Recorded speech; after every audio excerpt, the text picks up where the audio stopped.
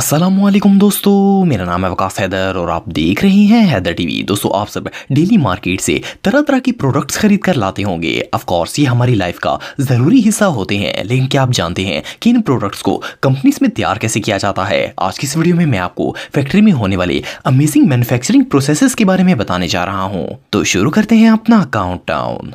Subscribe करें Haider TV को और बेल आइकन को दबाएं इंफॉर्मेटिव वीडियो सबसे पहले देखने के लिए।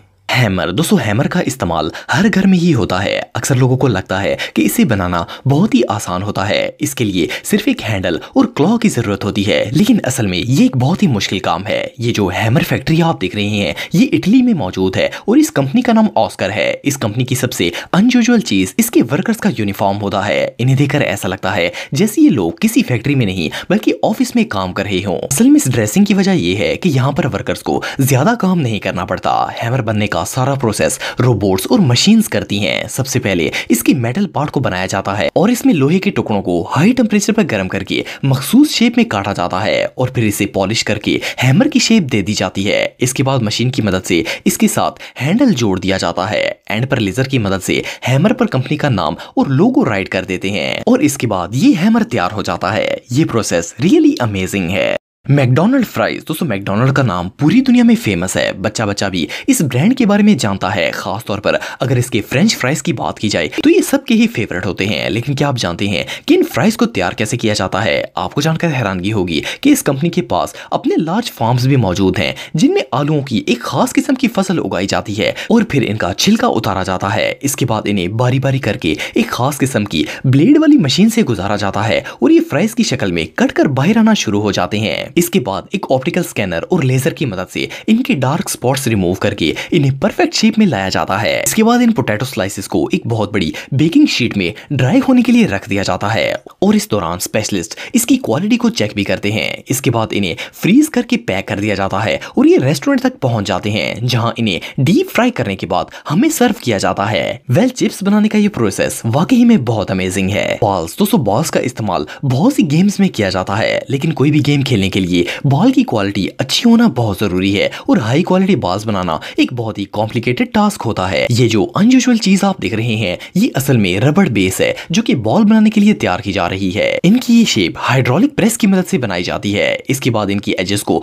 पॉलिश करके इन पर ग्लू लगाई जाती है और इनके अंदर कंप्रेस्ड एयर भर के इनको आपस में चिपका दिया जाता है और इस तरह से बॉल्स का स्ट्रक्चर तैयार हो जाता है। ये सारा काम मशीन्स करती हैं और बॉल तैयार होने के बाद इन पर खास किस्म का कवर भी अप्लाई किया जाता है। इसके बाद इन पर स्टैंप लगाई जाती है और फिर इन्हें पैक करने के लिए भेज दिया जाता है। इस तरीके से तैयार होने वाली बॉल्स बहुत ही हाई क्वालिटी होती हैं। बॉल्स बनाने का ये मेथड रियली बहुत इंप्रेसिव है। यूरो करेंसी, दोस्तों यूरो करेंसी दुनिया की स्ट्रॉन्गेस्ट करेंसीज में से एक मानी जाती है, लेकिन इसकी प्रोडक्शन का तरीका बहुत ही कम लोग जानते हैं। ये जो प्लेस आप देख रहे हैं ये जर्मनी में मौजूद है और यहाँ पर यूरो नोट्स बनाए जाते हैं। इन नोट्स को एक बहुत ही अमेजिंग मटेरियल से बनाया जाता है जिसे कॉटन फाइबर कहते हैं। इन्हें कॉटन फाइबर से बनाने की वजह ये होती है कि ये ज्यादा लंबे अरसे तक रफली यूज किए जा सकते हैं। इस पेपर को तैयार करने के बाद इनमें सिल्वर थ्रेड्स और खास किस्म की स्टैम्प्स लगाई जाती हैं और फिर इन नोट्स को प्रिंट होने के लिए प्रेस में भेज दिया जाता है। इस जगह पर इन नोट्स की दोनों साइड को प्रिंट किया जाता है। इसके बाद इन पर पेंट की मदद से नोट की कीमत लिखी जाती है।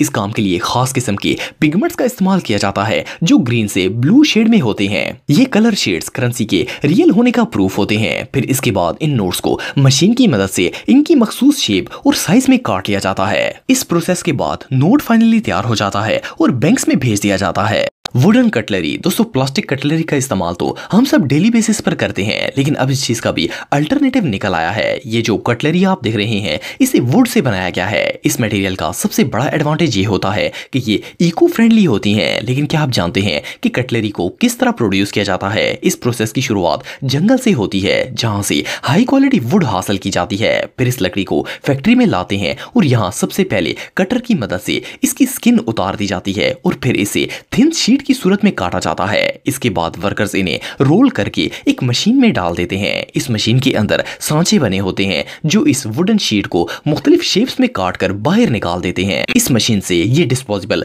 वुडन कटलरी तैयार हो जाती है। इसके बाद इसे पॉलिश कर दिया जाता है और फिर ये कटलरी पैक होकर मार्केट में जाने के लिए तैयार हो जाती है।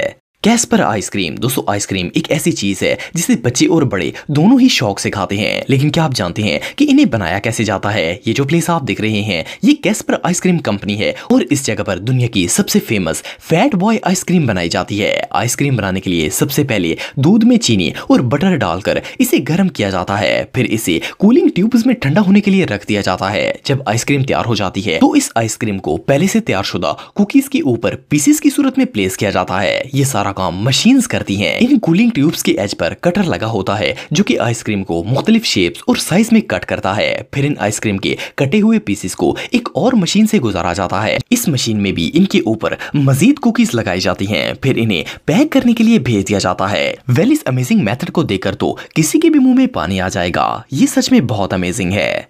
रैकेट्स। दोस्तों जो लोग टेनिस खेलते हैं वो इस बात से अच्छी तरह वाकिफ होंगे कि इस गेम में खेलने के लिए रैकेट्स का इस्तेमाल किया जाता है। अगर आप इसकी प्रोडक्शन का तरीका देखेंगे तो आपको इस बात का अंदाजा हो जाएगा कि ये इतने महंगे क्यों होते हैं। ये जो प्लेस आप देख रहे हैं ये फ्यूचर योनिक्स कंपनी है। इस जगह पर हाई क्वालिटी रैकेट्स डिजाइन किए जाते हैं। ये काम हाई ट्रेंड वर्कर्स सरंजाम देते हैं। आपको जानकर हैरानगी होगी कि इस कंपनी में काम करने वाले वर्कर्स को पहले 6 महीने तक ट्रेनिंग दी जाती है। रैकेट्स को जिस शीट से तैयार किया जाता है इसे ग्राफाइट शीट कहते हैं। ये मटेरियल लाइट होने के साथ साथ बहुत ज्यादा स्ट्रॉन्ग भी होता है। इसे ग्लू के जरिए चिपकाकर रैकेट की शेप दी जाती है, फिर इसमें ड्रिलिंग करके होल्स बनाए जाते हैं और इसकी क्वालिटी चेक करने के लिए लैब्स में इसे टेस्ट भी किया जाता है। इसके बाद फाइनली इसके ऊपर डेकोरेशन की जाती है और ये रैकेट मार्केट में जाने के लिए तैयार हो जाते हैं। वेल रैकेट बनाने का ये मेथड रियली बहुत अनयूजुअल है। कैवियार। दोस्तों आप में से काफी लोगों ने कैवियार का नाम सुना होगा। ये फिश के एग्स होते हैं और इन्हें खाने के लिए इस्तेमाल किया जाता है। सुनने में तो ये बात वियर्ड लगती है लेकिन ये रियल है। सिर्फ इतना ही नहीं बल्कि ये एग्स काफी ज्यादा एक्सपेंसिव भी होते हैं और इनकी प्रोडक्शन का तरीका जानकर आप हैरान रह जाएंगे। इस स्पेशल फूड को दुनिया की सिर्फ एक ही कंपनी प्रोड्यूस करती है और इसका नाम रॉयल बेल्जियन कैवियार कंपनी है जो कि बेल्जियम में वाक़या है। ये कंपनी अपनी फिशेस को एक खास किस्म का फूड खाने के लिए देती है और जिस पानी में इन्हें रखा जाता है इसकी क्वालिटी को भी कॉन्स्टेंटली चेक किया जाता है। जब फिश का अंडे देने का मौसम आता है तो इन्हें प्रोडक्शन सेंटर में भेज दिया जाता है। आप बिलीव नहीं करेंगे कि एक मछली 3 मिलियन तक अंडे देती है और इनमें से बड़े एग्स को केयरफुली चुन लिया जाता है और इन्हें बहुत एहतियात से वॉश और स्टेन को रिमूव किया जाता है ताकि ये टूटे नहीं। इसके बाद इन एग्स को नमक लगाया जाता है जिससे इनका टेस्ट और भी ज्यादा डिलीशियस हो जाता है। फिर इन्हें स्मॉल कंटेनर्स में पैक करके कंपनी का लोगो लगाया जाता है और इन्हें दुनिया के हर मुल्क में भेजा जाता है। वेल मछली के अंडे कलेक्ट करने का ये तरीका वाकई में बहुत वियर्ड है।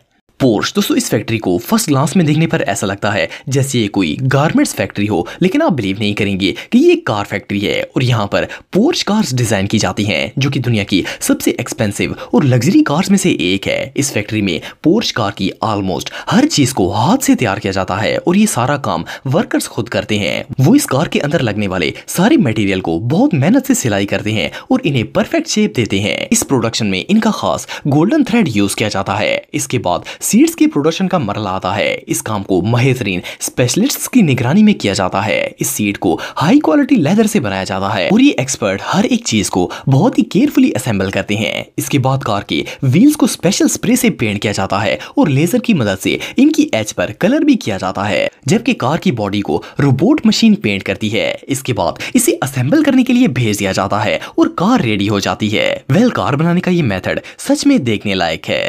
दोस्तों अगर आप मेरे व्लॉगिंग चैनल को सब्सक्राइब करना चाहते हैं तो इस आइकन पर क्लिक करके सब्सक्राइब कर सकते हैं। आज के लिए इतना ही दोस्तों, नेक्स्ट वीडियो तक के लिए अल्लाह हाफिज।